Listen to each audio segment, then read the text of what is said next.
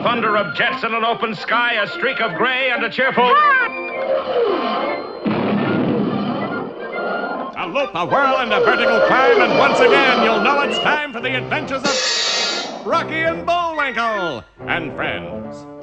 Starring that supersonic speedster, Rocket J. Squirrel, with his pal Bullwinkle the Moose, and a host of others. Hurry, Bullwinkle! The show's about to start! I'm coming as fast as I can. Wave to the people! Yay! Now what are you doing? Signing autographs. Let's see. John Smith. But your name is Bullwinkle. I know, but that's hard to spell.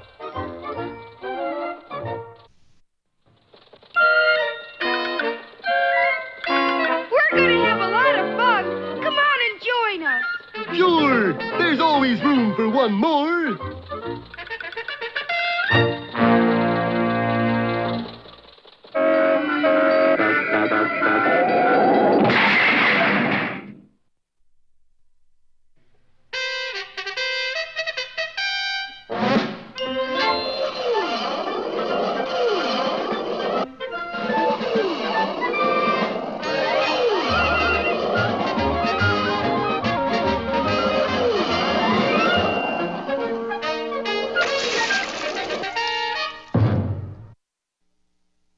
Well, Bullwinkle won first prize at the Frostbite Falls Flower Fair, but now it seems that his entry is getting a little out of hand. I wonder what kind of plant it really is, Bullwinkle. Who cares? It's a winner. A winner it may have been, but in the days that followed, Bullwinkle began to wonder if a blue ribbon was worth it. Hey, who took my flower out of its pot and planted it here? Not me. Well, it didn't get out by itself.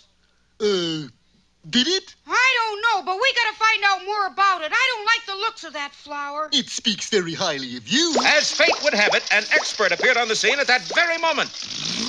You're the fellas with the oddball flower? Yeah, who you? I'm from the FPI. The FBI? No, FPI, Federal Plant Inspector. A plant inspector? J. Edgar Bloomer is the name.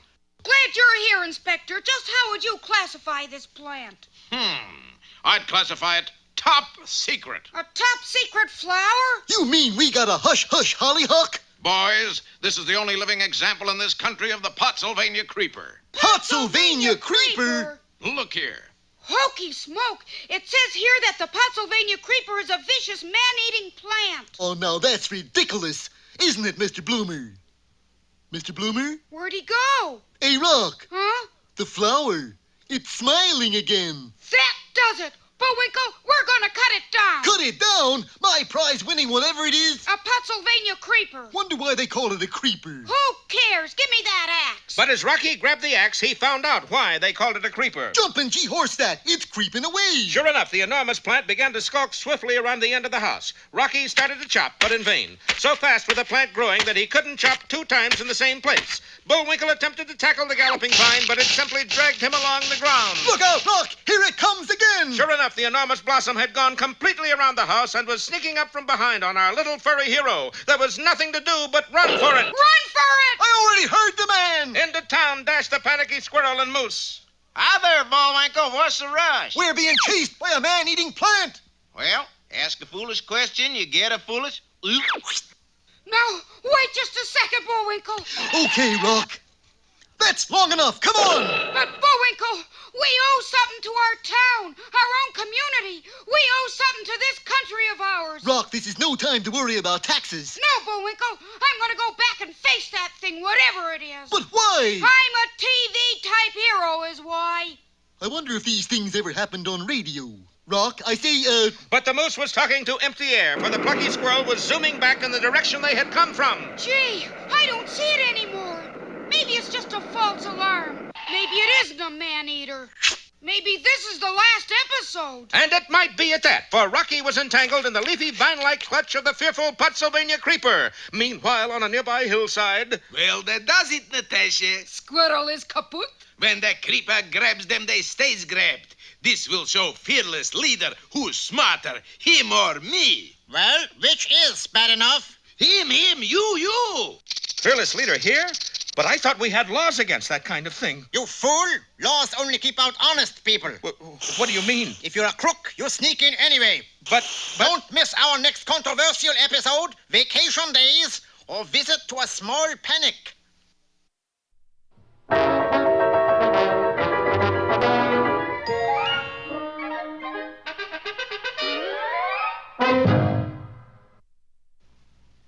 And now... Hey, Rocky, watch me pull a rabbit out of my hat. But that trick never worked. This time for sure.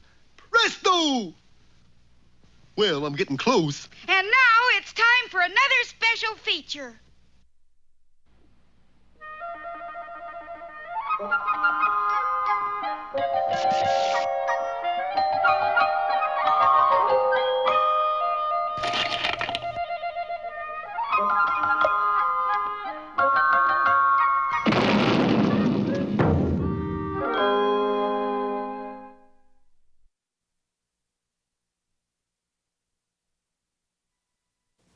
Once upon a time, there was a beautiful but wicked queen. This queen would stand before her mirror for hours admiring herself. It was a very special kind of mirror. Mirror, mirror, coin machine, am I still the cutest queen? You're still the best, but wise up fast. Snow White will soon go whizzing past. Snow White? Where can I find her? With dwarfs she dwells, those sawed-off mugs. And by the way, stop using slugs. And the queen got a poison apple to take to Snow White, an apple that would make her the victim of sleeping death. In a little while, the queen was approaching the quaint old house of the 7 dwarfs. It wasn't very difficult to find. Inside the house, a plan was taking shape. Now that's it, boys. Look sharp. This could be a gold mine, a veritable... Well, welcome to the 7 Dwarfs Health Club. Looks like you got it just in time. Build it up, take it off, make it firm. That's what I always say. A sign here for the lifetime membership. Will you do that? Wait a minute. Where's Snow White? I've got a little something for her.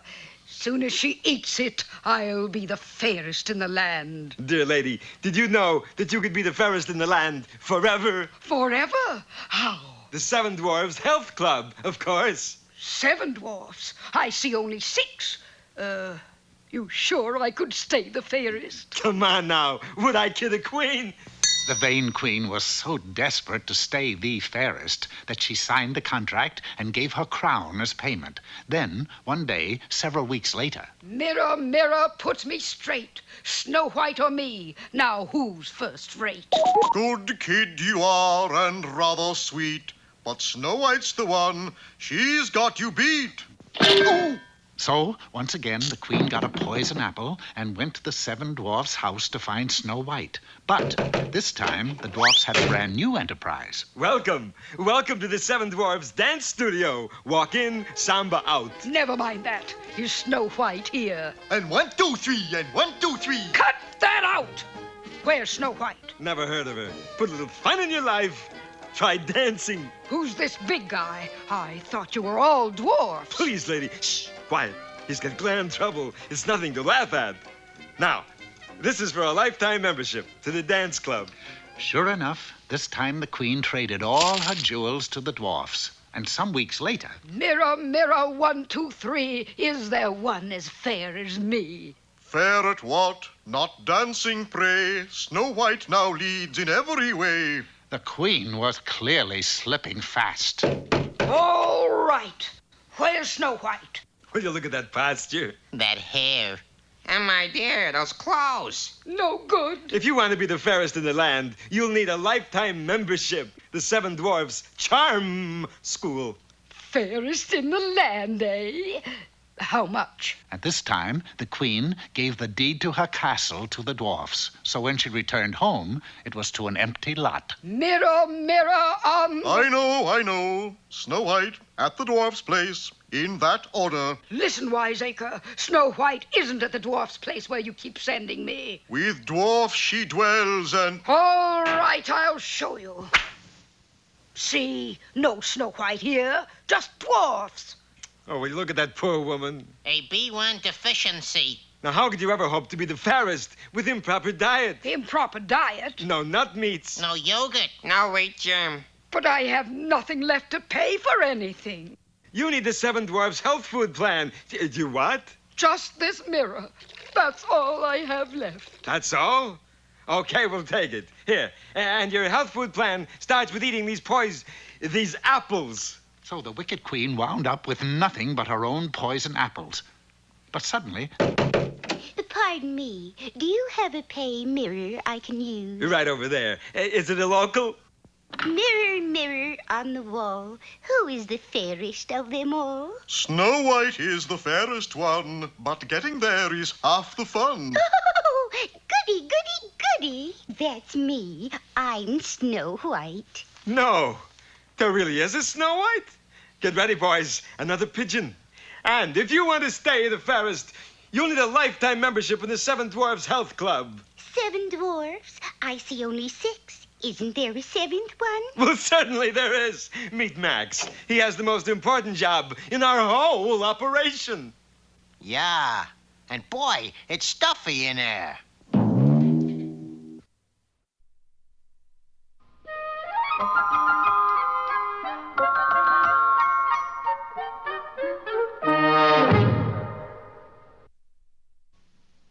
Look, Bullwinkle, a message in a bottle. Fan mail from some flounder? No, this is what I really call a message.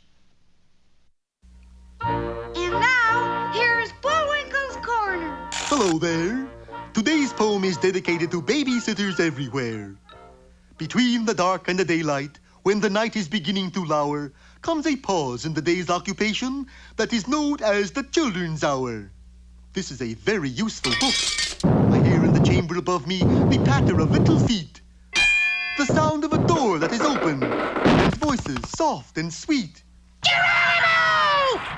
A whisper and then a silence, but I know by their merry eyes they are plotting and planning together to take me by surprise. Yeah! A sudden raid from the stairway, a sudden rush from the hall. By 3 doors left unguarded, they enter my castle wall. You think, oh blue-eyed kiddies, because you have scaled the wall, that such an old moustache as I am is not a match for you all? Like I said, a very useful book. And now it's time... Time for that jolly juggler, Bullwinkle. Oh, dear. 3 at once. 1, 2... And now here's a feature you're sure to like. 3...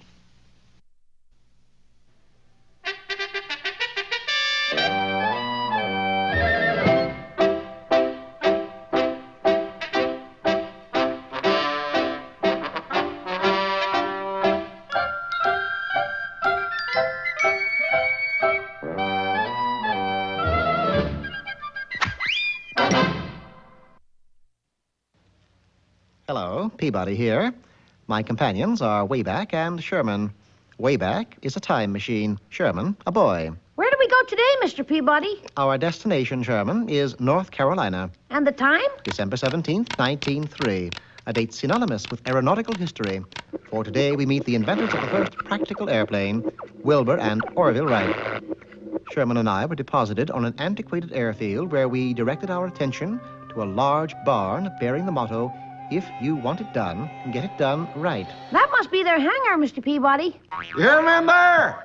Better let us sons have our airplane or else we'll shoot. Wilbur's right. I'm going to count to 3, and if we don't get our airplane, we're going to fire. 1, 2, Orville? Oh, yeah, 2. That number always throws me. 2. What comes next? Try 9. Pardon me, gentlemen, but can we be of assistance? You sure can. What comes after 2? I'll tell you, but first, what seems to be the trouble? There's a critter inside what's got our airplane. I think 5 comes after 2, Orville. But surely this can be settled peaceably. How? Call the sheriff. No, we want to handle this ourselves. Besides, the sheriff's allergic to birds. Birds? Peering through a window, Sherman and I saw a startling sight.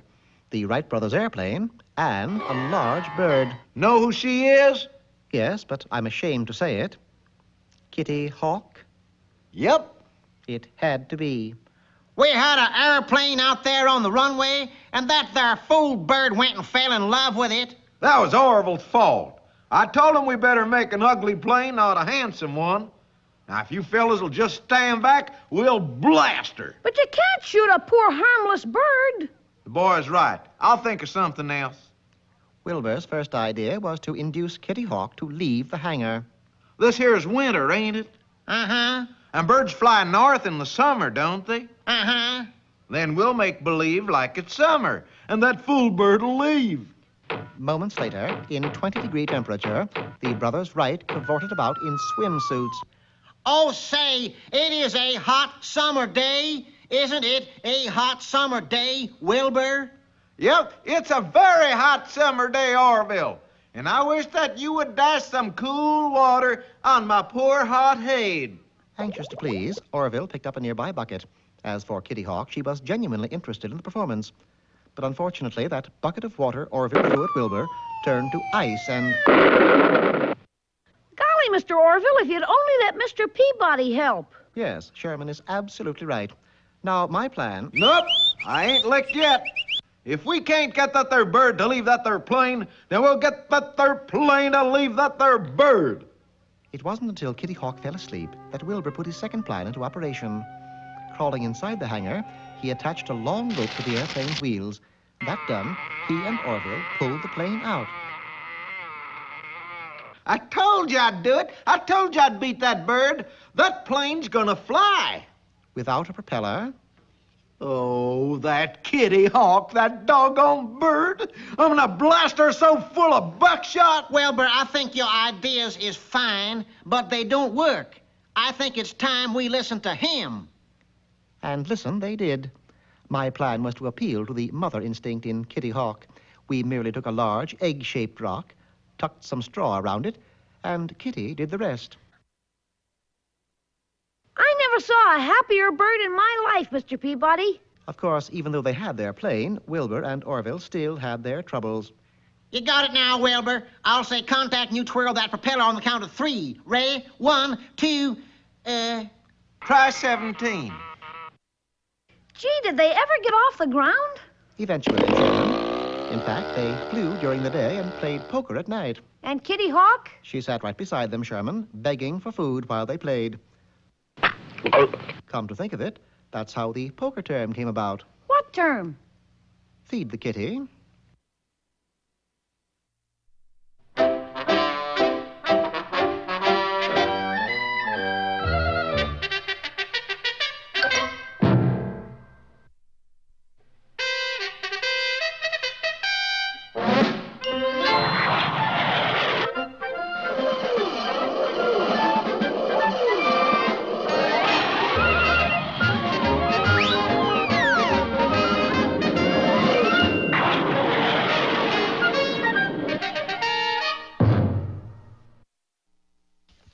In the saga of the Pottsylvania Creeper, things went from bad to worse when fearless leader himself appeared on the scene. Hello, fans. And they went from worse to just awful when the Creeper seized our friend Rocky. Help! Help!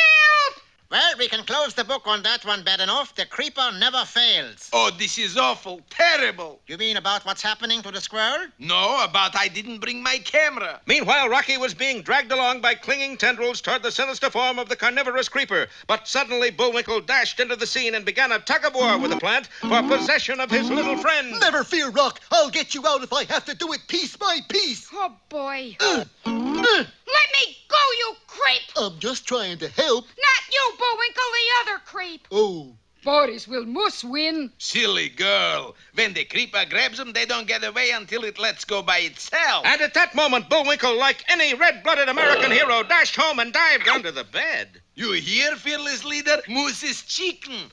Moose is chicken? Yes, moose is chicken. Only in America. But you can't just hide there, Bullwinkle. Who's hiding? I'm looking for something. I always keep it under the bed. You do? And here it is. Oh, yes, the ingenious Moose came up with a blowtorch. What's that for? I'm going to give that creepy creeper a hot root. A good idea, for although the end of the creeper was already halfway to town, its roots were buried right next to Bullwinkle's very own house. So just as the plant was about to engulf Rocky... And as the startled plant slackened its grip, the speedy squirrel flashed out of its grasp. Got to get up pretty early in the morning to outwit Bullwinkle J. Moose. Boy, that thing must get up at sunrise. Well, our heroes were safe, but the town of Frostbite Falls wasn't. For the Pottsylvania creeper grew and grew, covering the little village like a blight. And it did no good to try to fight it either. What's the matter with you fellers? Haven't you ever had trouble with weeds before? What you gonna do, Eve? I'm going to give this thing a shot in the head with some triple-strength weed killers. What? Attaboy! Attaboy! Go to it, Eve. Eve, where'd he go? Look at that creeper. I think that answers your question. It's smiling. Sort of a well-fed smile, too. I'm getting out of here. Likewise. No, you mustn't panic. Remain calm. Stay where you are. How long, Mr. Mayor? Just till I get a running start. Gee, I never thought one plant would take over the whole town. How'd it be if I governed another hot root? But by now, the wily plant had figured out a defense against Bullwinkle's blowtorch. Hokey smoke, it's surrounded by thorns. They're impenetrable. And what's worse, we can't even get through 'em. But the ultimate horror was yet to come, for as our boys watched, the creeper formed one section of leaf and stem into a giant green vertical tower. What is it, Rock? Oh, boy. Now comes the best part, fearless leader. What a sight it will be. Yes. Turn your back, Badenoff. Turn my back? I won't be able to see it happen. I know. There's only one thing better than looking at something wonderful. And that is? Keeping somebody else from seeing it. Oh, boy. Oh, how perfectly schrecklich. Oh, you ought to see this, Badenoff. Yeah. Well, what can the fearsome spectacle be that fearless leader enjoys so much? We'll find out next time in The Worryin' of the Green or The Look of the Irish.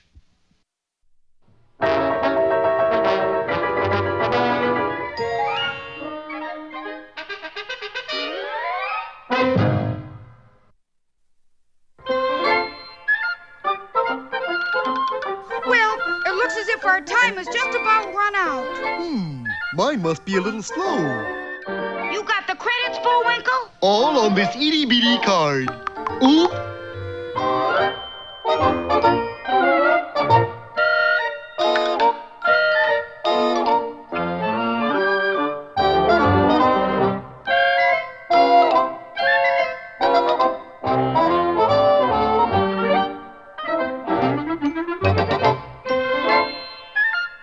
We're late again, Bullwinkle. Right. Bye now. See you next time.